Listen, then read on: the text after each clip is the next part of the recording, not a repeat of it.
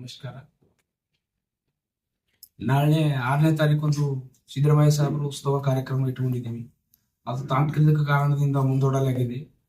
ಹಾಗಾಗಿ ಬರ್ತಕ್ಕಂಥ ದಿನದಲ್ಲಿ ನಿಮ್ಗೆ ಒಂದು ವಾರದಲ್ಲಿ ಡೇಟ್ ತಿಳಿಸಿ ಎಲ್ಲ ಹಳ್ಳಿ ಜನದಲ್ಲಿ ಎಲ್ಲ ನಮ್ಮ ಸಮಾಜದ ಮುಖಂಡರಲ್ಲಿ ಹಾಗೂ ಎಲ್ಲ ಸಿದ್ದರಾಮಯ್ಯ ಅಭಿಮಾನಿ ಬಳಗದವರಿಗೆ ಹೇಳಿಬಿಟ್ಟಿದ್ದೀವಿ. ನಿನ್ನೆ ಒಂದು ಪ್ರೆಸ್ ಮೀಟ್ ಮುಖಾಂತರ, ಮಾಧ್ಯಮ ಮುಖಾಂತರ. ಆದ ಕಾರಣ ಇವಾಗ ನಾಳೆ ತಾಂತ್ರಿಕ ಕಾರಣಕ್ಕಿಂತ 144 ಇರೋದ್ರಿಂದ ಜನ ಸೇರುವಂತಿಲ್ಲ. ಹಾಗಾಗಿ ಮುಂದೂಡಲಾಗಿದೆ. ಹಾಗೆ ಇನ್ನೊಂದು 2-3 ದಿನದಲ್ಲಿ ಒಂದು ಡೇಟ್ ಹೇಳ್ತೀವಿ. ಯಾವ ಡೇಟ್ ಮಾಡ್ಬೇಕಂತ ಒಂದು ಡೇಟ್ ಹೇಳ್ತೀವಿ. ಹಾಗಾಗಿ ಎಲ್ಲ ಮಾಧ್ಯಮ ಮುಖಾಂತರ ಎಲ್ಲ ಸಮಾಜ ಬಂಧುವರಿಗೆ, ಸಿದ್ದರಾಮಯ್ಯರ ಅಭಿಮಾನಿ ಬಳಗದವರಿಗೆ ಹೇಳಕ್ಕೆ ಬಯಸ್ತೇನೆ. ನಮಸ್ಕಾರ. ಅಲ್ಲಿನ ಮುಖ್ಯಮಂತ್ರಿ ಅಂತ ಸನ್ಮಾನ್ಯ ಸಿದ್ದರಾಮಯ್ಯ ಸಾಹೇಬರು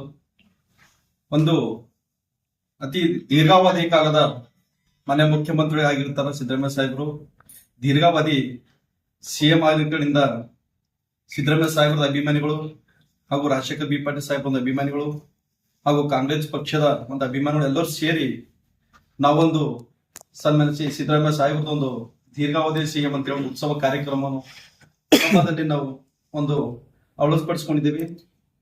ಏನೋ ಒಂದು ಅನಿವಾರ್ಯ ಕಾರಣದಿಂದ ಹುಮನಾಬಾದ್ ನಗರದಲ್ಲಿ 144 ಸೆಕ್ಷನ್ ಜಾರಿ ಆಗಿರೋದ್ರಿಂದ ಇದನ್ನು ನಮ್ಮೆಲ್ಲರೂ ಒಂದು ಅನಿಸಿಕೆಯಿಂದ ಜನರಿಗೆ ತೊಂದರೆ ಆಗಬಾರ್ದು, ಕಾನೂನಿನ ಚೌಕಟ್ಟು ನಾವೆಲ್ಲ ಇದು ಹಾಳು ಮಾಡಬಾರ್ದಂತ ಉದ್ದೇಶದಿಂದ, ಕಾನೂನಿಗೆ ಗೌರವ ಕೊಡ್ಬೇಕಂತ ಉದ್ದೇಶದಿಂದ ಈ ಕಾರ್ಯಕ್ರಮವನ್ನು ಮುಂದೂಡಿಸಲಾಗಿದೆ.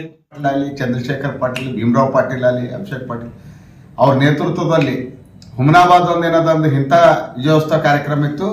ಅದು ಅನಿವಾರ್ಯ ಕಾರಣದಿಂದ ಮುಂದೂಡಿದೆ. ಮತ್ತು ಶೀಘ್ರದಲ್ಲೇ ನಾವೆಲ್ಲ ಸಂಘಟನಾ ಮತ್ತು ಅವ್ರದ್ದೆಲ್ಲ ಸಮಾಜ ಮುಖಂಡರಿಗೆ ಚರ್ಚೆ ಮಾಡಿ ಅದಕ್ಕೆ ನಾವು ನಿಗದಿ ಮಾಡ್ತೇವೆ. ಅದಕ್ಕೆ ನಾಳೆ ಬರ್ತಕ್ಕಂಥ ದಿನದಲ್ಲಿ ಏನು ಮಾಡೋದಿತ್ತು ಅದು 144 ಇದ್ದಿನ ಕಡೆಯಿಂದ ಕಾರ್ಯಕ್ರಮ ಮುಂದೂಡಿದೆ. ಅದಕ್ಕೆ ತಾವೆಲ್ಲರೂ ದಯವಿಟ್ಟು ಈ ನಮ್ಮ ಮುಖ್ಯಮಂತ್ರಿ ಸಿದ್ದರಾಮಯ್ಯ ಅವರ ಕಾರ್ಯಕ್ರಮಕ್ಕೆ ತಾವೆಲ್ಲರೂ ಬೆಂಬಲ ಕೊಟ್ಟು ಮುಂದೆ ಬರ್ತಕ್ಕಂಥ ದಿನದಲ್ಲಿ ಅತಿ ಹೆಚ್ಚಿನ ಸಂಖ್ಯೆಯಲ್ಲಿ ಆ ಕಾರ್ಯಕ್ರಮ ಯಶಸ್ವಿಗೊಳಿಸ್ತೇವೆ ಅಂತ ಹೇಳಿ